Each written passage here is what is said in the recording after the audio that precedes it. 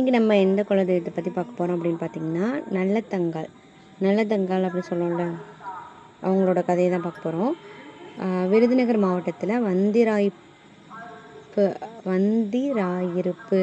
அப்படின்ற அர்ச்சுனாபுரம் அப்படின்ற ஒரு அழகிய கிராமம் இருந்துச்சான்.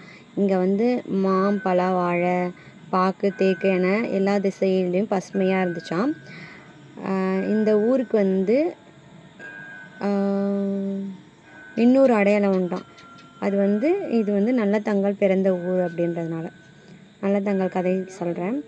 அர்ஜுனாபுரம் மற்றும் அந்த கிராமத்தை சுற்றியுள்ள பகுதியை ராமலிங்க சேதுபதி இந்திராணி தம்பதியினர் ஆட்சி செய்து வந்தனர். இவர்களுக்கு நல்லதம்பி நல்லதங்கால் என 2 குழந்தைகள் இருந்தாங்களாம். நல்லதம்பி நல்லதங்கால் இருவருமே தாய் தந்தையை இளம் வயதிலேயே இழந்துட்டாங்களாம். அவங்களோட அம்மா அப்பா 2 பேருமே இறந்துட்டாங்களாம்.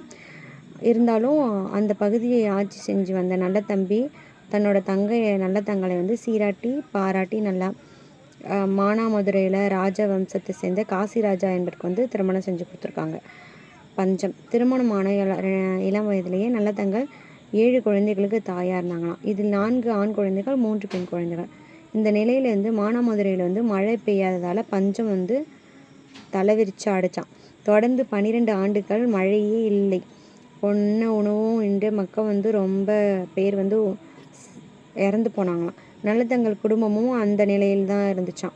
நல்லதங்கால் அண்ணன் கொடுத்தனுப்பிய சீதன பொருட்களை ஒவ்வொன்றா விற்று தான் சாப்பிட ஆரம்பித்தாங்களாம். ஒரு கட்டத்தில் வீட்டில் எதுவுமே இல்லை அப்படின்ற நிலை இருந்தபோது சாப்பாட்டிற்கே வழி இல்லாமல் இருந்ததுனால மனம் உடைஞ்சு நல்லதங்கால் தன் 7 குழந்தைகளையும் அழைத்து கொண்டு தன் பிறந்த அர்ஜுனாபுரம் கிராமத்துக்கு வந்தாங்களாம். மூலியலங்காரி அப்போது அவளது அண்ணன் நல்லதம்பி வேட்டையாட காட்டுக்கு சென்றிருந்தாராம். அண்ணன் வரும் வரை அரண்மனையில் தங்கியிருக்கலாம் என்று எண்ணி நல்லதங்கால் அங்கு சென்றாள். ஆனால் நல்லதம்பியின் மனைவி மூலியலங்காரி பசியால் வந்த நல்லதங்காலை அவள் குழந்தைகளையும் ஆதரிக்காமல் ஓட்டை மண்பானையையும் பச்சை விறகையும் பயன்படுத்த முடியாத கேப்பையையும் கொடுத்து உணவாக்கி உண்ண சொன்னாளாம். பத்தினி மற்றும் தெய்வத்தன்மை படைத்த நல்லதங்கால் பார்த்தவுடனே பச்சை விறகு தீப்பற்றி எரிந்தது. அவள் கொடுத்த ஓட்டை பானையில் கேப்பையை வைத்து உணவு சமைத்து தானும் பிள்ளைகளும் உண்டு அரை பசியை தடுத்தனர். மீண்டும் பசி என கேட்ட நல்லதங்காலையும் அவளது பிள்ளைகளையும் உணவு கொடுக்காமல் அரண்மனையை விட்டே துரத்திட்டாங்களாம். அண்ணன் வருவாள் என்று அதான் பத்தினி பார்த்த உடனே பத்தி எரிஞ்சிச்சு அப்படின்னு சொல்லுவாங்கள்ல ஒரு கதையில். அது நல்லதங்காலை வச்சு தான் சொல்லியிருக்காங்கன்னு நினைக்கிறேன். அண்ணன் வருவான் என்று எதிர்பார்த்த நல்லதங்காலுக்கு ஏமாற்றமே மிஞ்சிச்சான். நாட்கள் செல்ல பசி அவர்களை வாட்டி அண்ணன் தன்னை இந்த நிலையில் பார்த்தால் மிகவும் வருந்துவான், துடித்து போவான். அண்ணி தனக்கு செய்த கொடுமையை கேட்டால் கோபத்தில் உச்சத்துக்கே சென்று விடுவான். எனவே தானும் குழந்தைகளும் இந்த உலகை விட்டு நீங்குவதே சிறந்த வழி என்று முடிவுக்கு வந்தாள். தற்கொலை. மனம் முடிந்த நல்லதங்கால் குழந்தைகளுடன் வந்த வழியே திரும்பினார். எந்த உதவியும் இல்லாமல் எப்படி பரிதாப நிலைக்கு ஆளாகிவிட்டேனே, இனி யாரையும் நம்பி வாழப் போகிறேனோ அப்படின்னு நினச்சி என்ற யோசனை அவருக்கு அப்போது அவளது குழந்தைகள் அம்மா பசிக்குது என்று அழ ஆரம்பித்துவிட்டன.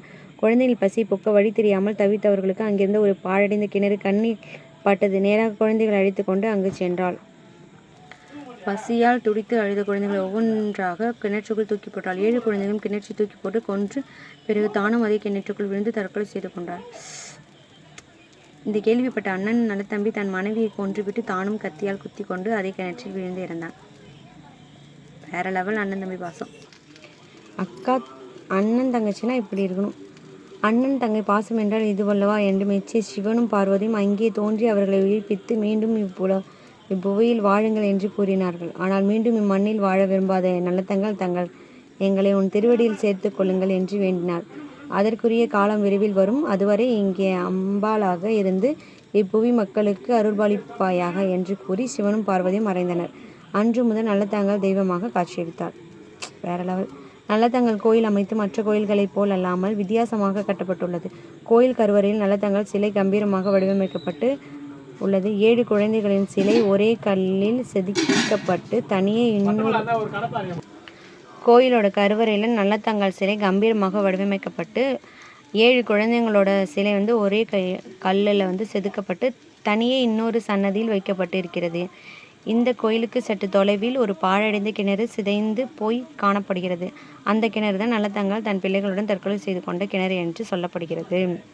விழாக்கள். இங்கு ஒவ்வொரு ஆண்டு ஆனி மாதம் பொங்கல் திருவிழா சிறப்பாக நடைபெறுகிறது. இந்த பொங்கல் விழாவை நல்லதங்காளின் உறவினர்களின் வழித்தோன்றல்களாக வந்தவர்கள் மானாமதுரையிலிருந்து இங்கு வந்து விழாவில் கலந்து கொள்கின்றனர். இந்த திருவிழா 4 நாட்கள் நடைபெறுகிறது. அத்துடன் மாதந்தோறும் பௌர்ணமி பூஜையும் சிறப்பாக நடக்கிறது. சிறப்பு. இந்த கோயிலுக்கு வந்து வேண்டினால் குடும்ப உறவு பலப்படும். திருமணமாகாத பெண்கள் வந்து மஞ்சள் கயிறு வாங்கி கட்டினால் திருமணம் கைகூடும், வாழ்வில் நலம் ஏற்படும் என்பது பக்தர்களின் நம்பிக்கை. பிரார்த்தனை. பிள்ளை பேறு பிள்ளைகள் நலமுடன் வாழ தங்கள் வேண்டுதலை நிறைவேற்ற எலுமிச்சை வைத்து கட்டப்பட்ட தொட்டிலை அம்மன் முன்பாகம் 7 குழந்தைகளின் சன்னதித்தானத்திலும் கட்டி வணங்குகின்றனர். நேர்த்திக்கடன். பிள்ளை பேறு கிடைத்தவர்கள் அம்மனுக்கு முடிக்காணிக்கை செலுத்தி தங்கள் குழந்தைகளுக்கு நல்லதங்காள் நல்லதம்பி என்று பெயரிட்டு வளர்த்தனர். இதுதான் நல்லதங்காளோட கதை. அதாவது அண்ணன் தங்கச்சி பாசம், அப்புறம் வந்து